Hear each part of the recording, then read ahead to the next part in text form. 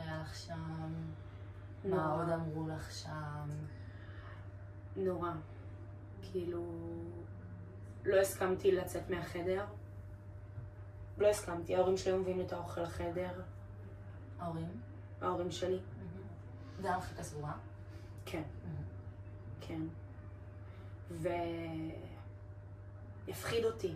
ממש הייתי בחרדה של לצאת החוצה. שזה משהו שאת מתארת אותו גם קצת היום, זה מה שאת זוכרת מלפני המסיבת רווקות או התקופה הזאת? לא, לפני זה לא היה. לפני זה לא היה חרדה לצאת החוצה? לא.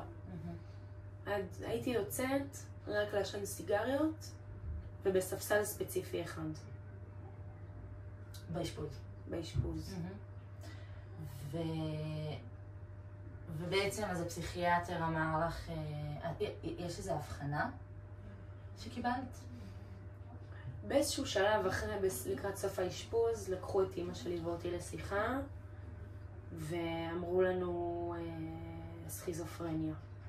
שיש לי סכיזופרניה. הבחנה של סכיזופרניה. כן. אני לא אוהבת להשתמש במילה הזאת. למה? מילה גדולה. נשמע גם שקרה לך דבר גדול. כן. זה גם מילה שמלווה את כל המשך החיים. זאת אומרת, אני שומעת קצת שמשהו שמה השתנה, ממש עשית את החיים מהמסלול. זאת אומרת, לפני זה לא הייתה חרדה, והיום קשה לך אפילו לצאת מהבית אם זה לא כי מבקשים או כי יש משימה. לא הייתה חרדה, אבל גם לא חייתי אז. לפני. אז בואו באמת נלך טיפונת אחורה. את בכורה אמרת לי, נכון? כן. את בת 40 לה. כן. את יודעת משהו על ההיריון של אמא ואבא איתך? לא. אוקיי. את זוכרת איזשהו זיכרון מהילדות המוקדמת, או דברים שאמרו לך עלייך, איזה תינוקת היית, איזה ילדה היית? אז תמיד, ההורים שלי מאוד אוהבים אותי, אני מתה על ההורים שלי. הם החברים הכי טובים שלי. אבל הקטע שאני, זה זכור לי בעיקר הפחדים המשוגעים של אמא שלי. פחדים משוגעים? פחדים משוגעים של אמא שלי. מה למשל?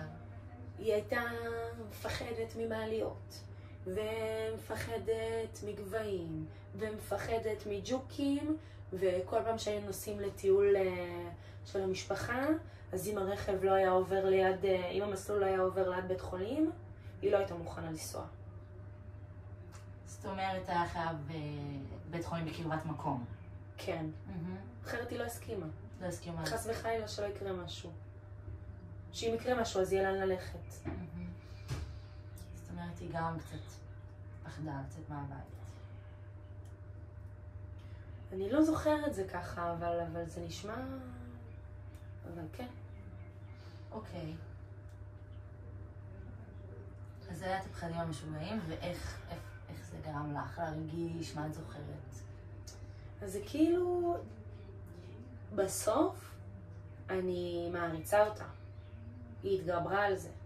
אז היא ממש גיבורה, שהיא ככה הצליחה. גם, כמו אח שלי, לעלות על הקושי. אני לא יודעת איך זה השפיע עליי. אבל אני כן, אני רואה את החרדות שלי. בוא נגיד את זה ככה. אז אני מתאר לעצמי שזה השפיע עליי. ואבא שלי לעומת זאת, כאילו, כשהיה לי דיכאון, כשרק חזרתי מהטיול אחרי צבא, אז אין לו את האינטליגנציה הרגשית. הוא יבוא ויגיד לי כשאני בדיכאון, שוכב במיטה ולא יכול לזוז, הוא יגיד לי, יאללה, תרים את עצמך, תלך לעבודה. אין לו את זה.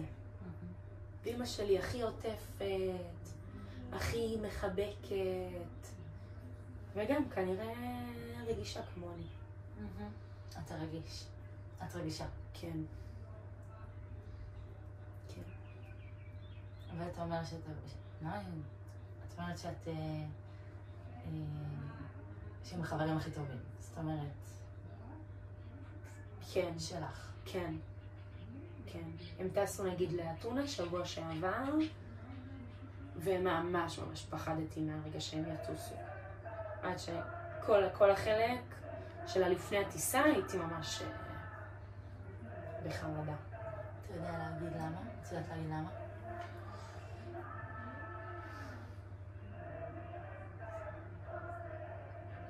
מהפעת של...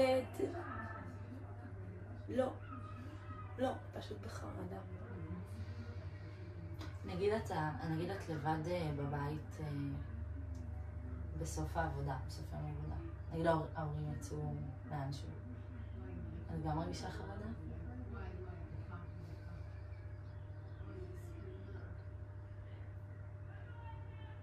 כן, פחות מאשר כשהם בבית. כן, כאילו, כל הדברים הלא צפויים האלה קשים לי. מה זה הדברים הלא צפויים האלה?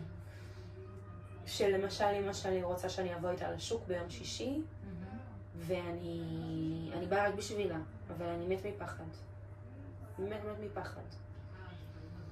את מתה מפחד. אני מתה מפחד.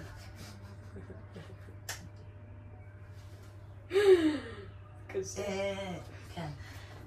מתה מפחד, שוב, לצאת מהבית, נכון? כאילו משהו סביב ההימנעות הזאת שאת הזכרת לך. כן. אז זאת אומרת, הקשר עם אמא הוא אמא מאוד רגישה, כמוך. אבא לפעמים יכול להיות קצת יותר להעמיד איתך. הזכרת איזושהי תקופה של דיכאון, אחרי... את יכולה לספר על זה קצת? אז הייתי בתאילנד,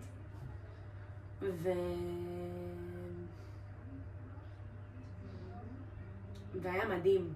הייתי עם שני חברים, והכרנו עוד מלא חברים בדרך. ונהניתי, והכרתי, וטיילתי. ואז נדבקתי במחלת הנשיקה, באיזשהו שלב שהיינו בבנקוק. ולמרות שהייתי חולה ברמות, המשכתי לחגוג ולצאת ולבלות. ובשלושה ימים האחרונים הרגשתי שמשהו קורה לי. שפתאום המבטים של אנשים שמסתכלים עליי, הרגשתי שאנשים מחפשים אותי. זה היה נורא. הרגשתי שאנשים כל הזמן מסתכלים עליי.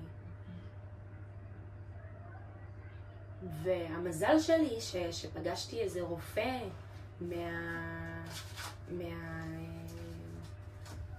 שגר לידינו, והוא אמר לי, אל תדאג, אני מלווה אותך כל הדרך הביתה. בתאילנד פגשת רופא? כן, והוא היה איתי במטוס, עד שהגענו לארץ. ובארץ היה שם... ובארץ התמוטטתי למיטה. ולא הצלחתי לקום. הלכנו לפסיכיאטר, הוא הביא לי כדורים, ואז גם התחלתי לעשן חשיש. ואת יודעת להגיד לי, גם מבחינת ציר הזמנים, איפה זה היה ביחס לחתונה של חברה? או לאשפוז? אז זה היה איזה עשור לפני. עשור. אפילו קצת יותר. עכשיו, אצל הפסיכיאטר, מה הוא אמר שם? הוא הביא לי כדורים נוגדי חרדה ודיכאון. וכשהיית בתאילנד, לפני הימים האחרונים שהרגשת שכולם מסתכלים עליך מוזר, היה שם, הצלחת לישון, ישן טוב? אני חושב שאת אומרת את זה, לא נראה לי. אני לא שמתי לב אפילו כמה ישנתי. היית במין היי כזה. הייתי ממש כן. האמת קצת מזכיר את המסיבת רווקים. מזכיר. כן. קצת אותם תחושות שהיו. כן. ואחרי המסיבת רווקים, את זוכרת להגיד משהו על דיכאון?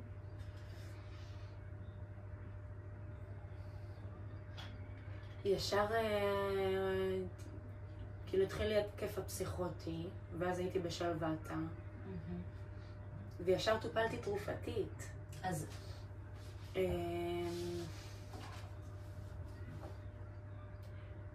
וישר התחלתי גם לעבוד. דרך סל שיקום. אחרי האשפוז השני. כאילו אחרי האשפוז של המסיבת רווקים. זאת אומרת, היה אשפוז ראשון סביב ה... לא, לא. אוקיי. זה הרגיש לי כמו, כי כאילו כמעט הייתי, אבל... כמעט היית בתקופה של הדיכאון? כאילו אחרי שחזרת מתאילנד? לא. בלפני אחרי המסיבת רווקות. אחרי המסיבת רווקות היית באשפוז. נכון. אבל היה כזה, הלכתי לשם ואז הלכתי שוב. כי הם לא הכניסו. כן. כאילו, כן, כאילו העזתי. הבנתי. עכשיו, כשהלכת לפסיכיאטר אחרי שחזרת מתאילנד, הוא אמר שם משהו גם על התקף פסיכוטי? לא. אוקיי. לא.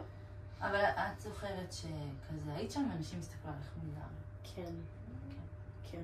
ואז אני זוכרת את עצמי במיטה בארץ, ולא מפסיקה לעשן חשיש. הייתי מעשנת, זה הכי אין לי תחושת זמן. בין חודשים לשנים. וואו. הייתי מעשנת מלא. כמה זה מלא? אין לי מושג. פשוט כל היום הייתי יושבת על הספה ומעשנת חשיש. ולא היה לי אכפת כלום. מי לידי, מה אני עושה, איך, כלום. שום דבר לא עניין אותי. הייתי יושבת ומעשנת, ובאיזשהו שלב, אז כבר זה הפסיק להשפיע עליי. והייתי אוכלת את החשיש. וואו. כן. והדבר הבא שאת זוכרת בחיים, משהו שם, כאילו עד המסיבת רווקות.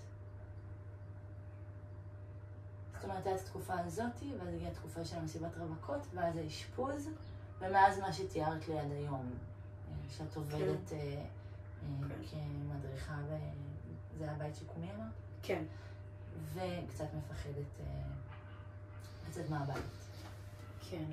הייתי רוצה שכן ננסה לחזור טיפונת יותר אחורה, באמת אמרת כאילו מהטיול אחרי צבא ועד עכשיו קצת דיברנו, אבל באמת לחזור עוד פעם מהבית. אז סיפרת לי שבאמת לאמא היו קצת פחדים שתגברה עליהם. כן. וזרקת לי קצת משהו על אח שלך שהוא מצליח, להגיד לך הקשר איתו בילדות? אז היה לנו קשר בסדר. אותי תמיד ההורים הכי אהבו. הם אמרו או שהרגשת? הרגשתי. ובכללי הייתי תלמידה... הרגשת אהובה בתור ילדה? כן. כן, אני ואמא שלי תמיד ככה. והייתי תלמידה טובה, והייתי מביאה ציונים טובים, והייתי כזאת המצחיקה של הכיתה. תמיד הכי צחקו ממני והכי אהבתי את זה. מה שעכשיו קצת קשה לי להגיד על עצמי.